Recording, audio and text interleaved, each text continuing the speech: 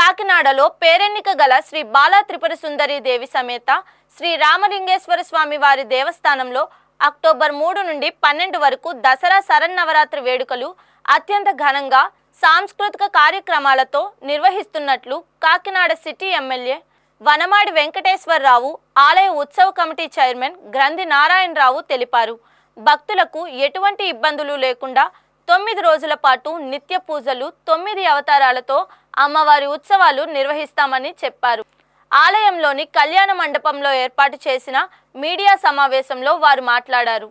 9 రోజుల పాటు నిర్వహించే అన్నదానానికి ఒక అజ్ఞాత భక్తురాలు 1,116 రూపాయలు బహుకరించిందని, అలాగే 2.5 కిలోల వెండి కిరీటంను కూడా మరొక భక్తుడు అందించారని చెప్పారు. ఈ 9 రోజుల పాటు భక్తులకు ప్రసాదం, అల్పాహార భోజన సదుపాయాలు కల్పిస్తామన్నారు. ఆలయానికి వచ్చే భక్తులకు ఎటువంటి ఇబ్బందులు లేకుండా ఏర్పాట్లు చేశామని, అలాగే ట్రాఫిక్ ఆటంకాలు లేకుండా కోనేరులో ఉన్న నీటిని శుభ్రపరుస్తున్నట్లు తెలిపారు. భక్తులు అందించే నగదు కానుకలను తిరిగి ఆలయ అభివృద్ధికి భక్తుల సేవలకు వినియోగించాలని ఎమ్మెల్యే వనమాడి కొండబాబు దేవస్థానం అధికారులకు సూచించారు.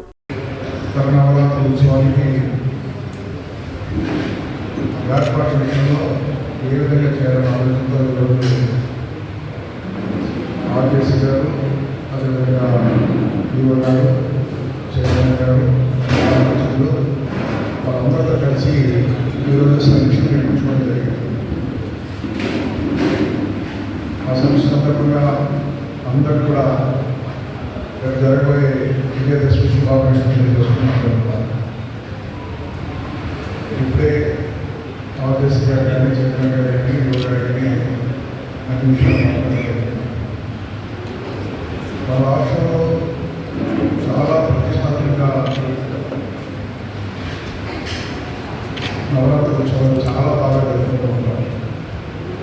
అమ్మవారి దేవాలయం చాలా ప్రత్యేక ఏర్పాటు చేస్తారు. అదేవిధంగా కోట్లాది భక్తులు వచ్చి దర్శనం చేసుకుంటారు అమ్మవారి అమ్మవారి. తర్వాత రెండవది మనకి కాకినాడ బాలదేవస్థానం అమ్మవారి దేవాలయం చాలా ప్రతిష్టాత్మకమైనటువంటి ఆలయం. ఈ ఆలయ దర్శనం కోసం ఎక్కడెక్కడ ఉన్నటువంటి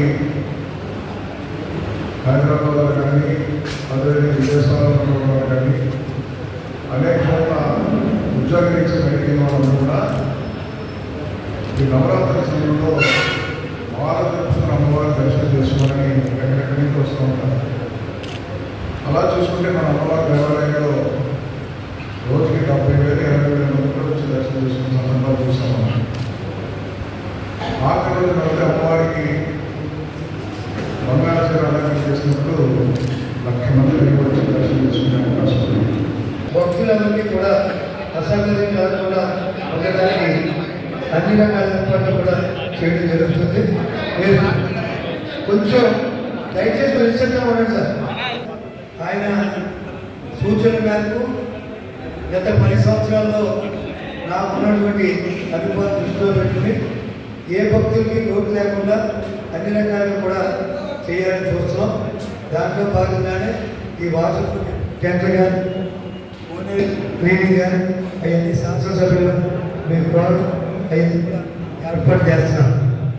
ఇకపోతే మేము అంటే శాసనసభ్యులు మాకు ఈ దేవాలయాన్ని అప్పగించిన తర్వాత తత్పూర్వంగా డిపీ కలెక్షన్ 5 నెలల 20 రోజుల్లో 7,58,000 రూపాయలు కలెక్షన్ రావడం జరిగింది.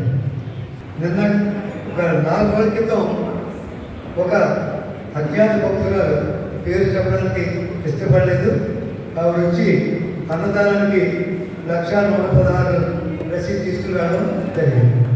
అలాగే నిన్న రాత్రి ఒక భక్తుడు వచ్చి అమ్మవారికి ఈ 10 రోజులు కూడా అలంకారంలో ఒక కిరీటం కావాల్సి వచ్చింది.